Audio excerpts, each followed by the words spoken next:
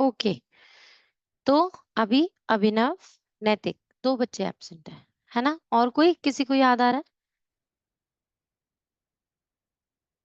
कोई याद नहीं आ रहा ना? ठीक है, तो ये हो गई अटेंडेंस कैप्चा। मेरी आईज क्लोज हो जाती है हमेशा अटेंडेंस में। ये तो कोई बात नहीं होती, ऐसा करके क्लिक करना पड़ेगा। ओके, तो अभी हम शुरू कर रहे हैं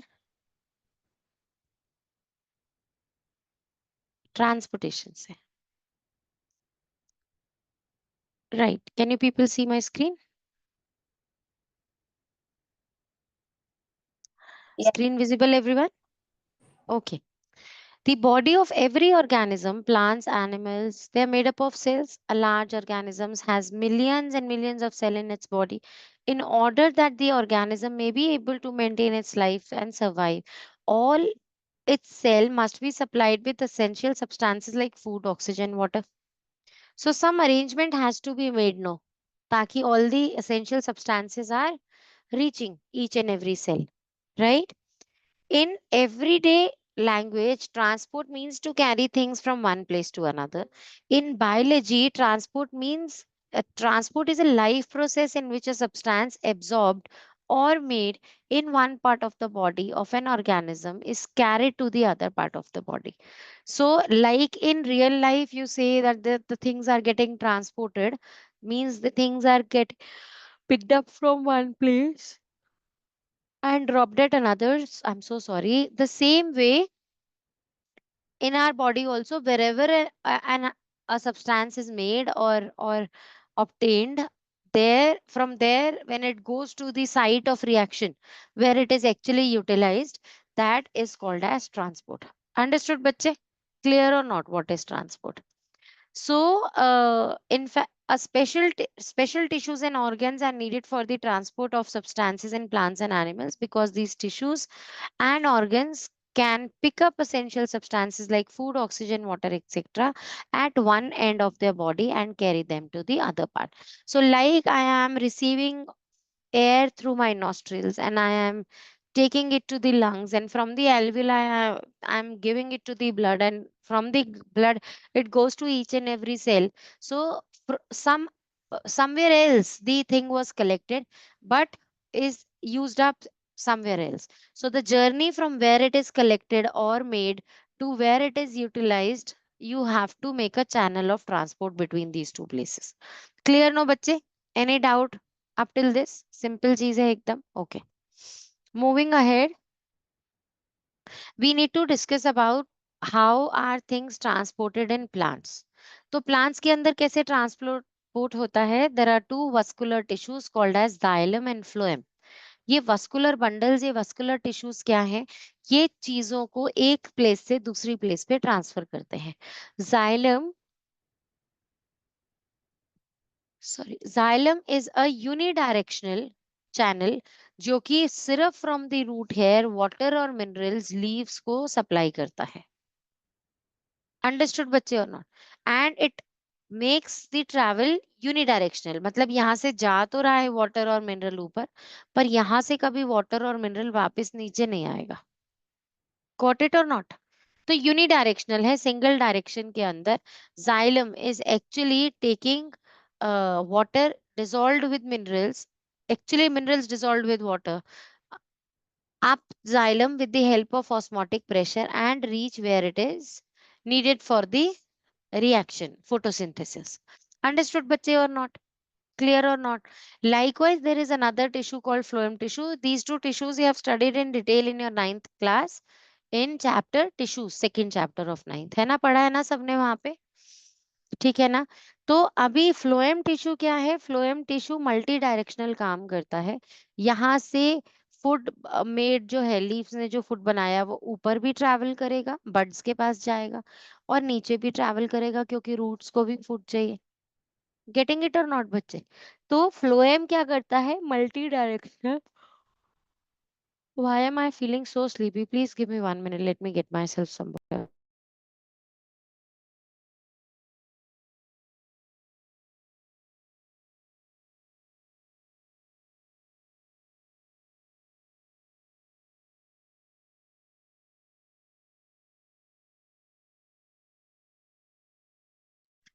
nobody is around. Okay.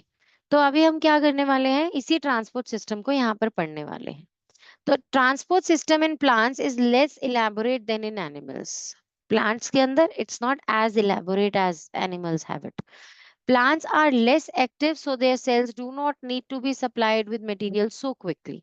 तो उनका जो मेटाबॉलिक रेट है वो भी हमसे काफी स्लो है, क्योंकि वो एक्टिव नहीं है ना, कंटिन्यूअसली इधर से उधर चल नहीं रहे हैं, घूम नहीं रहे हैं, और सिंपल पार्टिकल्स कंज्यूम कर रहे हैं. तो इसीलिए ये जो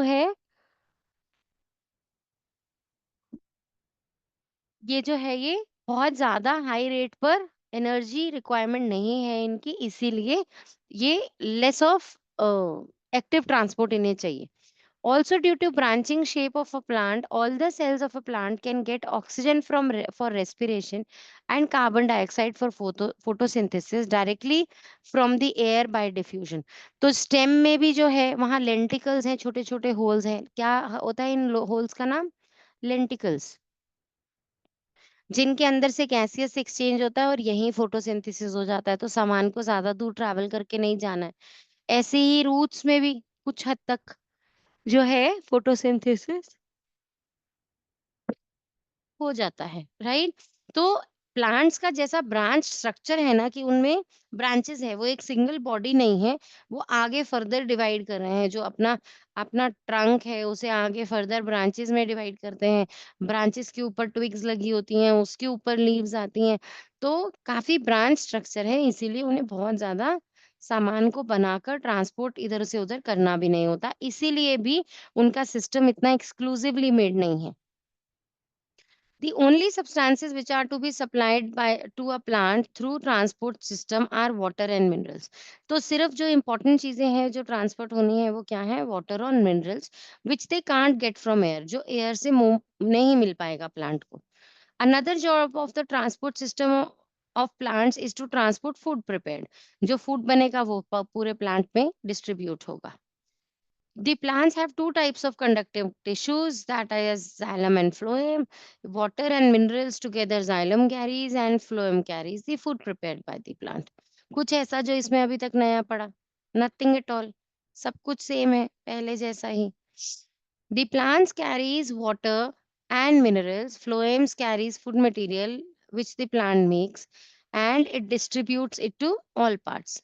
Now, phloem also carries the hormones made by the plant in their root and shoot tips.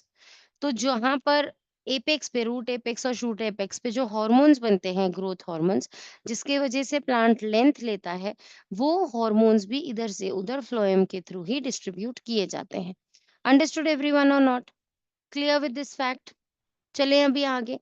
Okay. The transport of material in a plant can be divided into two parts: the transport of water and minerals and transport of food and other substances like hormones. तो आप इन्हें दो तरीके से study कर सकते हैं. Is this clear अभी तक? ऐसा कोई डाउट कि समझ में नहीं आया हो? कुछ सिंपल थी चीजें अभी. Okay.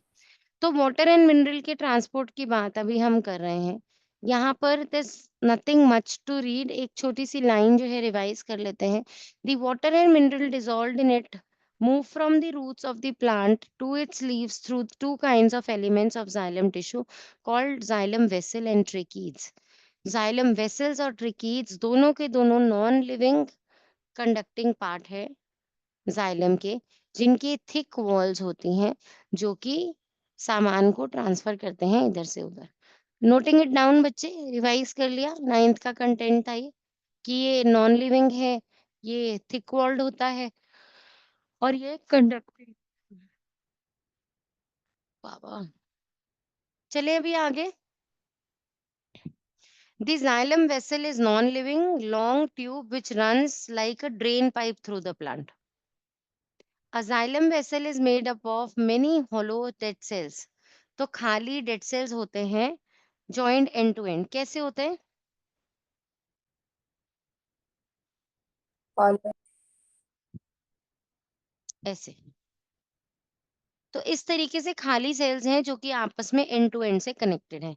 The end walls of the cells have broken down, so a long tube is formed.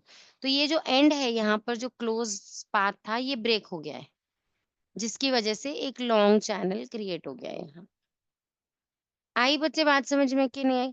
The xylem vessel branch into every leaf of the plant. तो ये एक्चुअली अगर ये स्टेम है तो अब यहाँ से लीफ की तरफ जाना है तो इस तरीके से स्ट्रक्चर होगा। तो हर लीफ तक इसकी ब्रांचिंग हो जाती है। आ रही है बेटा बात समझ में कि नहीं आ रही? Xylem vessel do not contain the cytoplasm और न्यूक्लियाई, क्योंकि वो लिविंग पार्ट है ही नहीं, वो तो डेड पार्ट है। The walls of xylem vessels are made up of cellulose and lignin. तो वो सेल्यूलोस और लिग्निन से बने हैं, दोनों के दोनों सब्सटेंसेस से xylem. Lignin is a very hard and strong substance. तो लिग्निन हमें क्या कर देता है? स्ट्रेंथ देता है प्लांट को, उसके वेसल्स को। And xylem vessels also provide the strength to the stems and help to keep the plant upright. तो प्लांट को सीधा रखने में किसका काम है? जाइलम का, जो कि लिग्निन से बना है। Now wood is made almost entirely of the lignified xylem vessel. तो जो वुड होती है, जो ट्रंक पार्ट होती है, वो एग्जैक्टली किसकी बनी है? वो लिग्निफाइड जाइलम की ही बनी है। तो पूरा जाइलम ही होता है जो लिग्निफाई हो जाता है, तो वो वुड दिखता है आपको। गेटिंग इट एवरीवन और not? Xylem vessels have pits in their thick cell walls. तो उनकी जो थिक सेल वॉल्स होती है उसमें छोटे छोटे से ऐसे होल्स होते हैं। Pits are not open pores, pit are thin areas of cell wall where no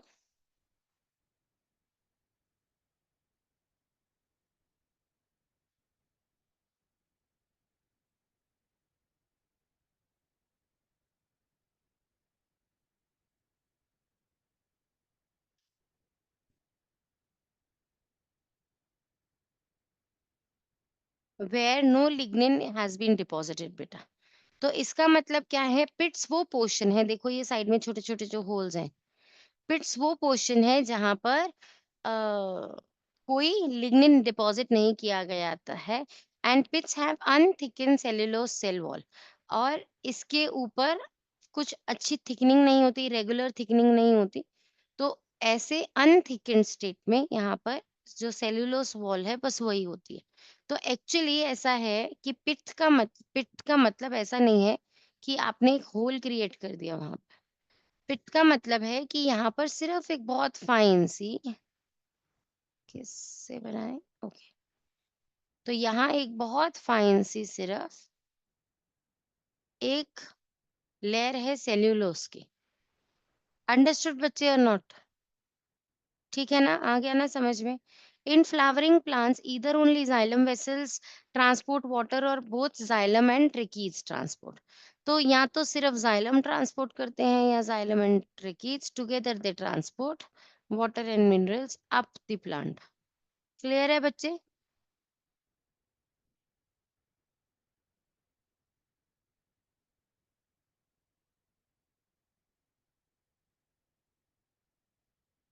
Excuse me, ma'am. हाँ जी बेटा। Ma'am, so where is lignin deposited? बाकी पूरे जाइलम में बेटा लिग्निफाइड है ना, बताया ना। Okay. Ma'am. आ गया सबको समझ में? Ma'am, but why aren't they deposited in their pits? वो एक्सचेंज का मीडियम है ना बेटा, जाइलम को साइडवेज भी ट्रांसफर करना है ना अपना सामान। तो साइडवेज कैसा होगा अगर साइडवेज ओपनिंग्स ही नहीं होंगी तो? Okay, ma'am.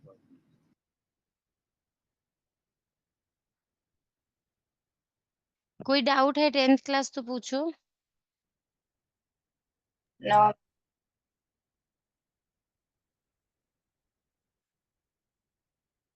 Okay, let's move ahead.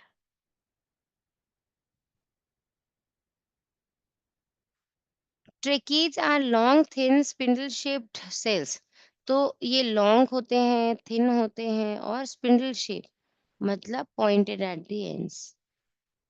इस तरीके से इनका जो है वो स्ट्रक्चर होता है, ऐसे कुछ, राइट? ये स्पिंडल शेप है। Now they are here saying with pits in their thick cell walls। तो सेल वॉल्स के अंदर क्या होते हैं? वहां पर होल्स, पिट प्रेजेंट होते हैं। Water flows from one tracheid to another through pits. तो एक ट्रेकीड से दूसरे ट्रेकीड में वाटर पिट के थ्रू ही ट्रांसफर होता है। Tracheids are dead cells with lignified walls, but they do not have open ends, so they do not form vessels. क्योंकि ये इस तरीके से है ना स्ट्रक्चर, तो ये वेसल कैसे बनाए? जैसे अगर आप वैसे जाइलम को सोचो, आ रही है बेटा बात समझ में कि नहीं आ रही? है ना? तो ये तो ब्रॉड एंड जाइलम था ना, लेकिन ये स्पिंडल शेप था, तो वो अपना नेटवर्क कैसे बनाए? वहां से शुरू कैसे हो? Okay. Where were I reading? They are elongated cell with tapering ends, even though their ends are not completely open. Tracheids have pits in their walls. ठीक है. So water can pass from one tracheid to another through these pits. Although all the plants have tracheids, they are the only water conducting tissue in a non-flowering part. तो सिर्फ non flowering जो plants होते हैं जिनमें कोई flower नहीं आता, जैसे कि बताओ, किसी 2 का नाम बताओ जिसमें फ्लावर नहीं आता हो? Lemon grass. Come again? Come again बेटा, डिड यू से lemon grass? Yes ma'am. Correct. ऐसे ही ग्रासेस, फर्न्स, ये सब क्या है? ये नॉन फ्लावरिंग है। और नॉन फ्लावरिंग के अंदर ट्रेकीज ही ओनली मीडियम है जहां से वाटर ट्रांसपोर्ट हो सकता है। ओके एवरीवन, चलें अभी आगे।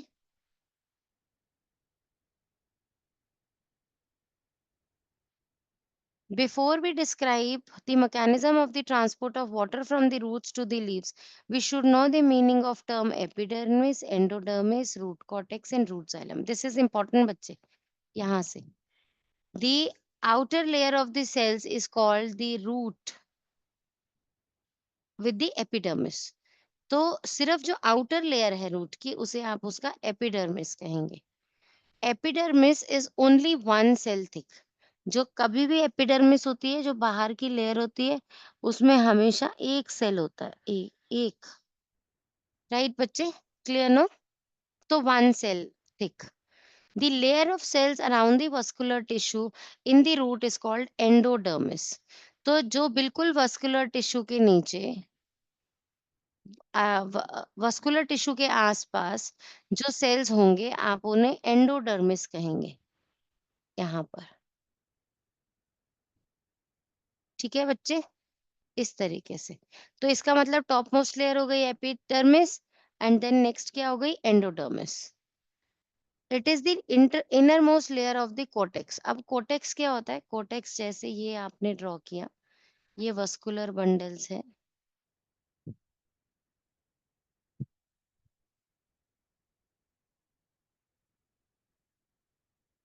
ठीक है बच्चे, इस तरीके से ये हुआ कॉर्टेक्स. और कॉर्टेक्स की इनर मोस्ट लेयर जो है वो हो गई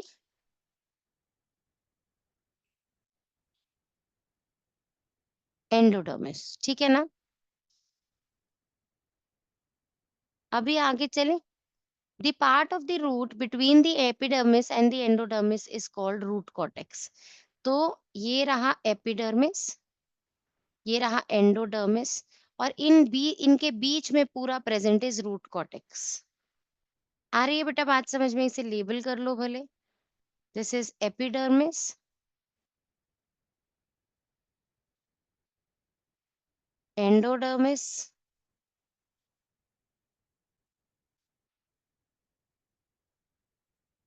एंड दिस इज.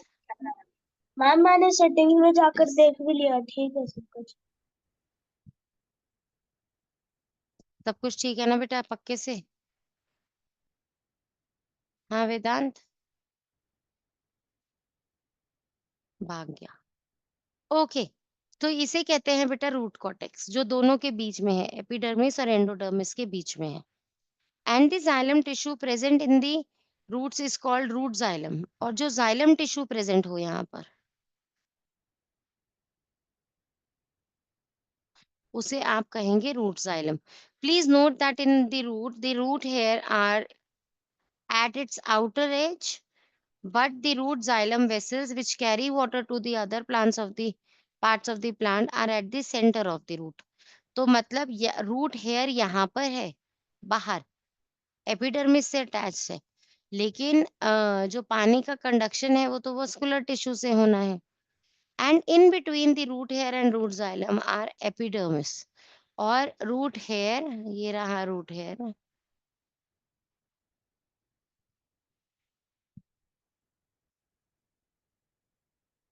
और ये रहा यहाँ पर xylem.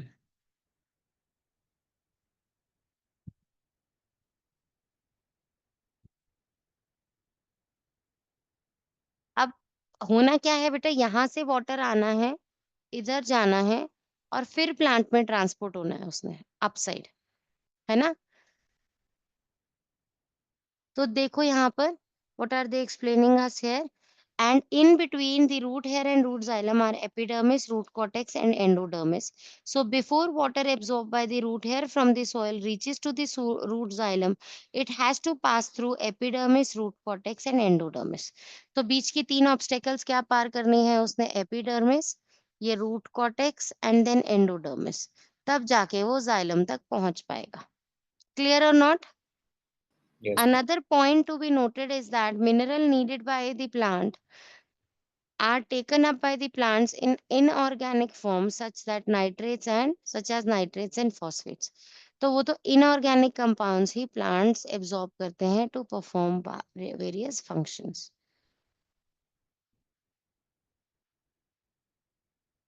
These minerals are present in the soil. The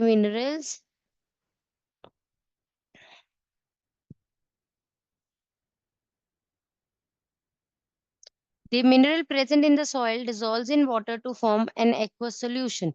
तो अब वो mineral सब जो है वो dissolve हो जाते हैं वाटर के अंदर और aqueous solution बन जाता है. So when water is transported by the roots of the plants to its leaf, then the minerals dissolved in it also gets transmitted along. तो जैसे जैसे पानी का ट्रांसपोर्ट होता है, बिल्कुल उसी में साथ ही में पानी के साथ डिसॉल्व होकर मिनरल्स का ट्रांसपोर्ट होता रहता है. Now this is very important बेटा, ये मैकेनिज्म बहुत इंपॉर्टेंट है. कोई बच्चा रीड करेगा इसे मेरे लिए please, the paragraph on screen, who wish to read?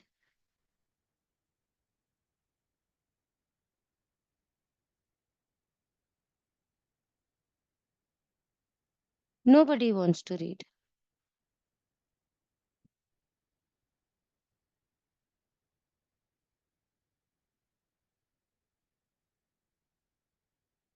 तो I also don't want to read. अपने आप पढ़ो फिर समझाऊंगी.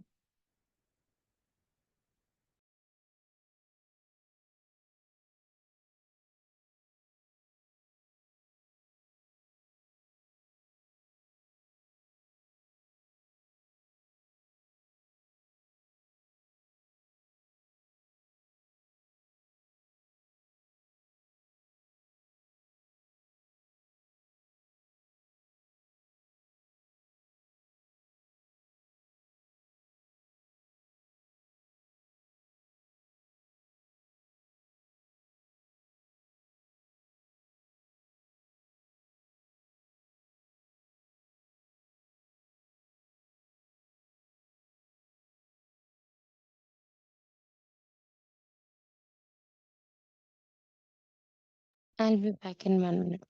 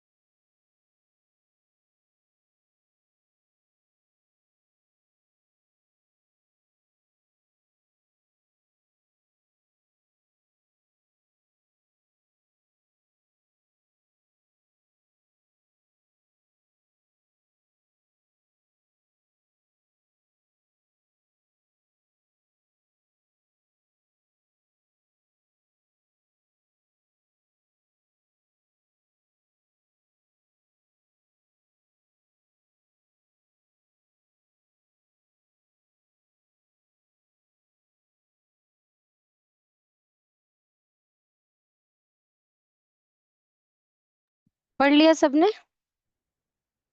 समझे इसे एक बार फिर से? Okay, right. तो अभी देखो ये डायग्राम देखो, पहले इस डायग्राम से समझ में आएगा आपको।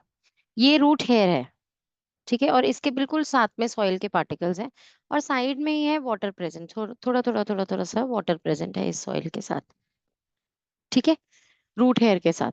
तो अब यहाँ से वो ऑस्मोटिक प्रेशर के थ्रू इस तरीके से आगे जा रहा है, और प्लांट सेल दिखाने के लिए they have so beautifully made big vacuoles, and nucleus जो है वो साइड लाइंड है ना, और क्यूबॉइडल सेल्स ड्रॉ किए गए हैं। अभी इसको आगे यहाँ से अब ये आ गया रूट जाइलम, जो कि हमने क्या बात की, क्या कहाँ प्रेजेंट होता है, ये देखो इस तरीके से ये रूट है, इस तरीके से ये रूट का स्ट्रक्चर है। वो लीव्स आ गई बीच में साथ में, तो मैं इसे ऐसे ड्रॉ कर लेती हूँ इस तरीके से। तो अब यहाँ पर ये है एपिडर्मिस, बाहर ये एपिडर्मिस है, बीच में रूट कॉर्टेक्स है, ये एंडोडर्मिस है यहाँ पर, और एंडोडर्मिस के बाद है रूट जाइलम। आ रही है बेटा बात समझ में कि नहीं आ रही? कैसे है डायग्राम में?